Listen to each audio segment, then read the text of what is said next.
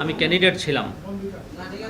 কিছুক্ষণ আগে আমাকে জানানো হয়েছে যে আপনি ইনশাআল্লাহ নারায়ণগঞ্জ 4 আসনে নির্বাচন করবেন। আগামী নির্বাচনে নারায়ণগঞ্জ 4 আসনে রিকশা প্রতীক থাকছে ইনশাআল্লাহ। এখন প্রশ্ন হচ্ছে 10 দলের একক প্রার্থী কিনা, বিষয়টা ক্লিয়ার করি। আচ্ছা, বাংলাদেশ খেলাফত মজলিস বাংলাদেশের 29টা আসনে তারা নির্বাচন করবে। এর মধ্যে 23টা আসনে একক ওয়ান বক্স পলিসিতে নির্বাচন করবে। বাকি 6টা আসন উন্মুক্ত রাখা হয়েছে সমঝোতার ভিত্তিতে।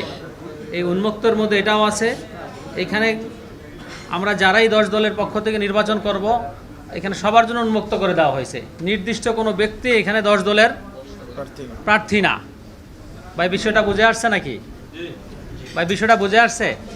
এই আসনটা 10 দলের আসন সমঝোতার ভিত্তিতে উন্মুক্ত রাখা হয়েছে। এখানে 10 দলের প্রত্যেকে নির্বাচন করতে পারবে। সেই হিসাবে ইনশাআল্লাহ বাংলাদেশ খেলাফত মজলিস মনোনীত আমি খন্দকার আনোয়ার হোসেন ইনশাআল্লাহ রিকশা প্রতীকে নির্বাচন করব।